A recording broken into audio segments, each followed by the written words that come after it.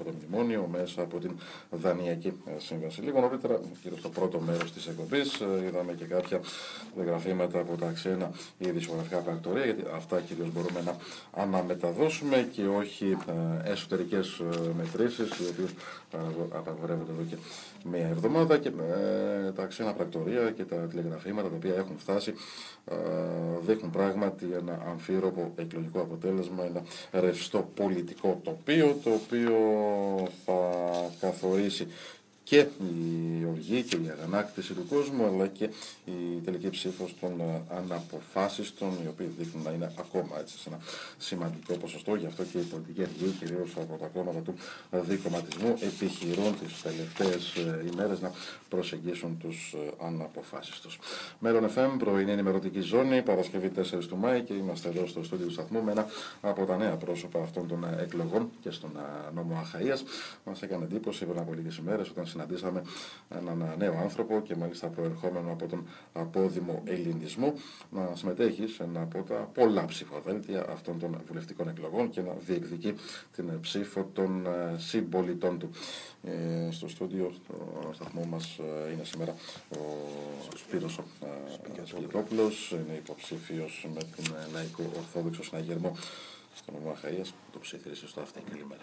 Καλημέρα σας, τι κάνετε? Καλώς ήρθες. Να πούμε στο ελληνικό, είμαστε περίπου Ωραία, σωστά. Πρόσκληση ήταν δική μου και ήταν έτσι, δική μου πρωτοβουλία να μιλήσουμε, γιατί μου έκανε εντύπωση ότι προέρχεσαι από τον απόδημο ελληνισμό, έχεις μεγαλώσει στην Αυστραλία και επέλεξες να γυρίσεις εδώ στην πατρίδα, να μείνεις εδώ, και όχι μόνο να μείνεις, αλλά να εκτεθείς και στις βουλευτικές εκλογές. Σωστά. Αυτό που με έκανε να πάρω αυτή την απόφαση και να διεκδικήσω την ψήφο των Αχαιών είναι η αγανάκτηση, η μείωση του εισοδήματός μου, γιατί ίδρυσα μια εταιρεία. Καλό είναι να μας συστηθείς καλύτερα, δηλαδή, γιατί είσαι άνθρωπος ο οποίος έχεις ενδιαφέρον και μετά τις εκλογές. Ναι. Δηλαδή, έχεις μεγαλώσει στην Αυστραλία, προέρχεσαι από τον απόδημο ελληνισμό. Ακριβώς. Κάποια στιγμή οικογενειακώς επιλέξατε να γυρίσετε εδώ, στο Βερίνο. Στο Αίγυο. Όπου αναγκαστικά έπρεπε να πάω Αθήνα για να σπουδάσω, γιατί τα ελληνικά μου δεν ήταν τόσο καλά τότε. Προσπάθησα πάρα πολύ να μάθω ελληνικά καλά. Πήρα το πτυχίο μου, ήθελα να μείνω εδώ, δεν ήθελα ποτέ να φύγω, και έχω κάνει οικογένεια, ένα μικρό μωράκι, και προσπαθούμε να ανταπεξέλθουμε. Μου είναι, ξέρετε, πάρα πολύ εύκολο να φύγω. Δεν θέλω να το κάνω όμως, γιατί θέλω το παιδί μου να μεγαλώσει εδώ. Λοιπόν, αυτό είναι και το δικό μας το κίνητρο, και γι' αυτό έτσι σε κράτησα και τελευταίο που λέμε στην προεκλογική περίοδο. Γιατί τώρα φεύγουν οι Έλληνες για το εξωτερικό. Εσείς από αυτούς που γύρισαν. Ακριβώς. Φεύγουν. Και φεύγουν πάρα πολύ. Μάλιστα, με πληροφόρησαν στην Αυστραλέζικη Πρεσβεία, έχουν κλείσει. Δεν δέχονται άλλους αιτήσεις. Ναι. Όσοι πήγανε. Έφυγαν πολλοί όμως. Ναι. Πλέον μπορούν να γυρίσουν πίσω όσοι έχουν αυστραλέζικο διαβατήριο. Το ίδιο ισχύει και με το Καναδά. Εγώ έκανα όμως κάτι άλλο. Πήρα τηλέφωνο στους συλλόγους της Αυστραλίας, στους οποίους συμμετείχα, και τους είπα: παιδιά, είναι μια μοναδική ευκαιρία να επενδύσετε. Οι αξίες έχουν πέσει πάρα πολύ.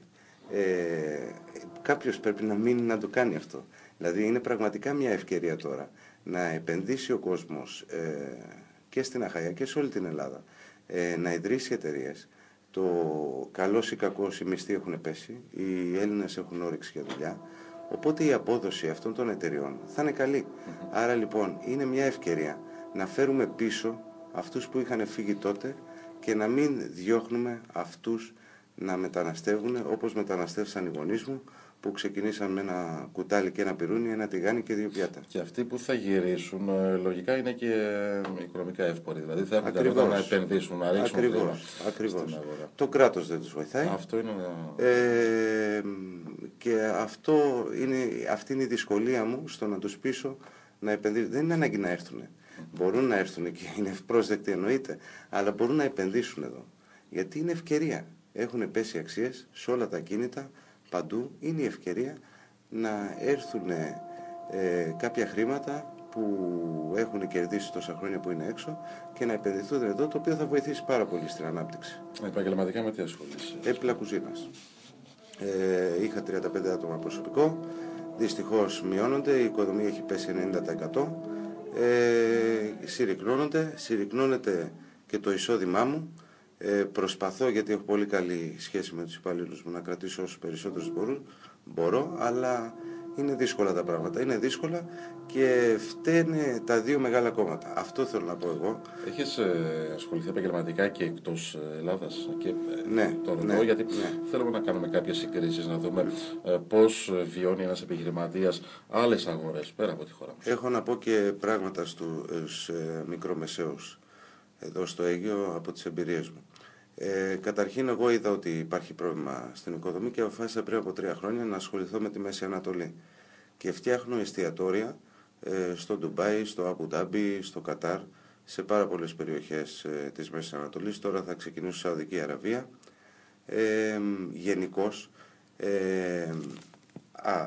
λόγω γλώσσας, αυτό με βοήθησε. Όταν όμως μπεις μέσα σε αυτό το μαγαζί, είναι ένα ξένο μπραντ, αυστραλέζικο, μέσω των φίλων μου στην Αυστραλία, που λέγεται Jones the Grocer. Το έχει Έλληνας, ο Γιάννης. Λοιπόν, όταν μπαίνεις μέσα σε αυτό το μαγαζί, ό,τι είναι μέσα στο μαγαζί αυτό, το οποίο στοιχίζει και 1.200.000 ευρώ για να φτιαχτεί, δεν είναι ένα απλό εστιατόριο, είναι ένα εστιατόριο φούρνος, bakery, έχει πάστες, έχει τα πάντα και όλα τα φτιάχνουν από το μηδέν. Από το πουρέ μέχρι τη σαντιγί, οτιδήποτε. Λοιπόν, ό,τι είναι μέσα σε αυτά τα εστιατόρια είναι ελληνικό. Έχει μάρμαρο δεματίου, οι ανοξίδωτες κατασκευές είναι από Έλληνα και το βλέπω και χαίρομαι. Δηλαδή, βοηθάω εμένα να ανταπεξέλθω σε αυτή την κρίση, βοηθάω και πολλούς Έλληνες για να το κάνουν αυτό. Ο στόχος μου λοιπόν είναι να βοηθήσουμε την Ελλάδα. Θέλω να πω 3 βασικά πράγματα.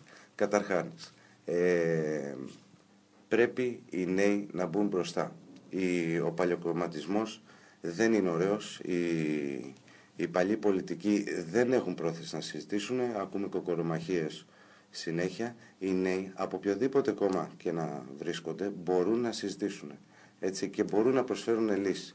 Εγώ έχω λύσεις. Έχω σκεφτεί κάποια πράγματα για να μπορέσουμε να μειώσουμε την ανεργία, να κάνουμε αρκετά πράγματα. Εάν και οι υπόλοιποι νέοι μπορούσαν να συζητήσουν μαζί μου, που μπορούν, γιατί εμείς έχουμε έναν τρόπο επικοινωνίας ανεξαρτήτως κόμματος.